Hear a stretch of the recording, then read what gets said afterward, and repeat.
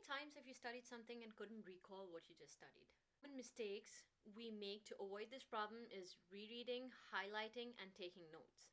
There have been several evidences which prove these techniques to be ineffective. Now, I'm not going to go in depth on all these studies or evidences. I'm going to link them down in the description below, and if any of you are interested in reviewing them, you can click on the links and review them from there. Now, I'm not saying rereading, highlighting, and taking notes doesn't work. I mean, if it works for you, that's great. It's just something that never worked for me, and something that is not at all supported by the scientific evidence. An amazing book called Make It Stick explains it the best.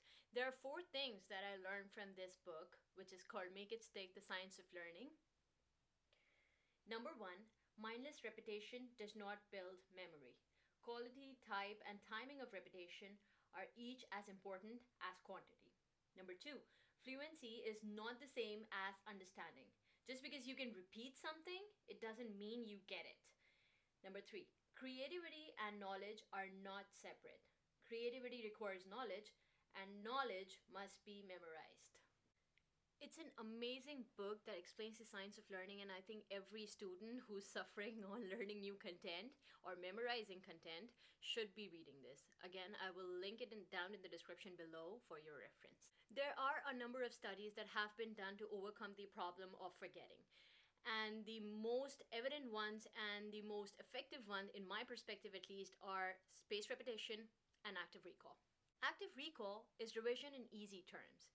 One of the biggest mistakes we tend to make is assuming that we have memorized everything once we read it from our books and then closing the books. And when the time is right, we can't remember a word. And then we make the biggest mistake again by reopening the books and rereading the entire thing. A study by Mr. Carpicle suggests that retrieval is a learning event. Practicing retrieval is a simple and effective way to enhance long-term, meaningful learning. Some effective learning strategies, like retrieval practice, are underutilized. Conversely, the most popular learning strategy among college students, repetitive reading, leads to very limited levels of learning. Thus suggesting us that students love to reread, but rereading has nothing to do with the learning of new content or even memorizing older content. What works is closing the books once you have read something or once you have learned something, and then writing everything that you learned down on a piece of paper or on your iPad. This is a technique that helped me survive my medical school and also my licensure exams over here in the United States. Though me myself, I'm also a fan of highlighting and taking notes, but I have stopped wasting my time on rereading and highlighting every single stuff, though I want to do it initially. But at the end of the day, all I had were books looking like this. And my brain looking like this. Basically, no retention of knowledge in my brain. So I've stopped using this technique, and now what I do is I learn everything from my course book, and then I close the book and try to write everything down on a piece of paper. And then when I'm done writing and vomiting everything that I had in my head on the piece of paper, I reopen the book and fill out the gaps that I lacked information in. This is something that I've learned from Ali, and it has helped me a lot during my licensure exam. Apart from writing everything down on a piece of paper or on your iPad, there are certain techniques to practice active recall as well, like making flashcards or writing questions for yourself. Retrieval can happen in a number of ways, and many existing activities can be converted into retrieval based. The key ingredient over here is to spend time retrieving when trying to learn something new. A way to learn and memorize what you learned that is supported by scientific evidence, and there are numerous amount of studies done on this one too, is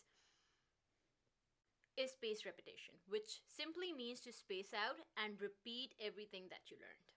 Mr. Carpicle's study on spaced repetition suggests that when practicing retrieval, retrieve more than once and space your retrievals rather than massing them all together. Self-testing is a knowledge check is a good idea, but don't stop at just one successful retrieval. 2 or 3 additional spaced retrievals will foster long-term learning. A graphical presentation from Mr. Carpicle's studies shows students who practice what they recall just once and those who practice what they learned without spacing it out perform far less than students who spaced their repetitions. For spaced repetition, try to establish a self-quizzing schedule.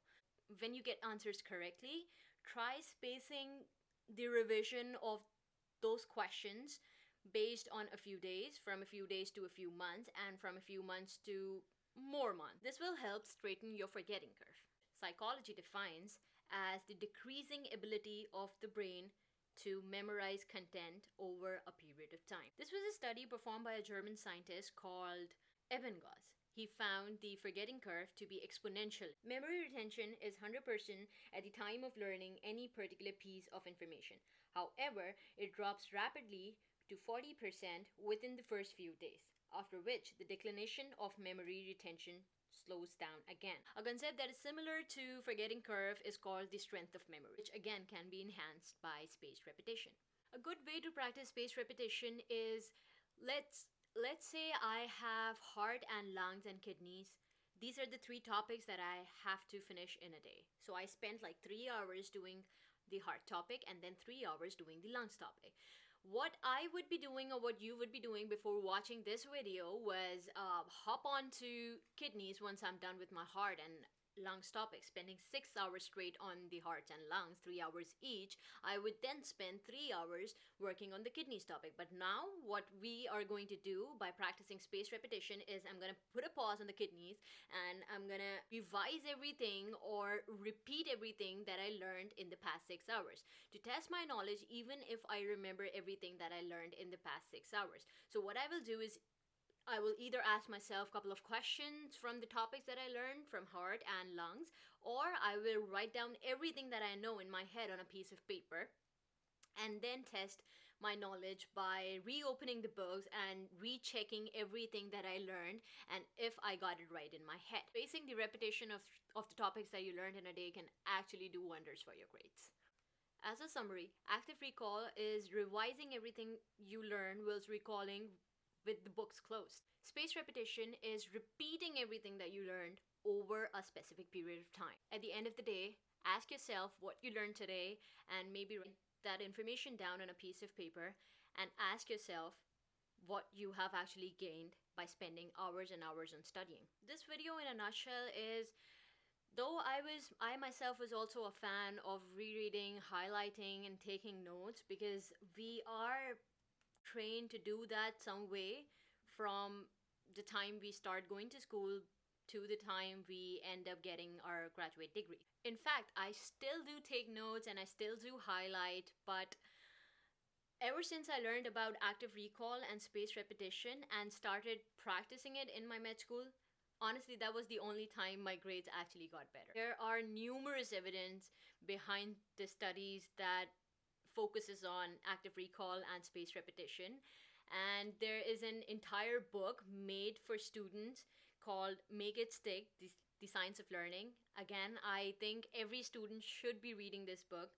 The link in the description down below. Also, if there are any other methods that helped you survive your school or your college or your university, or any other methods that you use and that help you gain better understanding of the topics that you study, don't forget to comment in the comment section down below, and I would love to learn about all those techniques. Again, if this video provided you any value, don't forget to like and subscribe to my channel, and I will see you next time.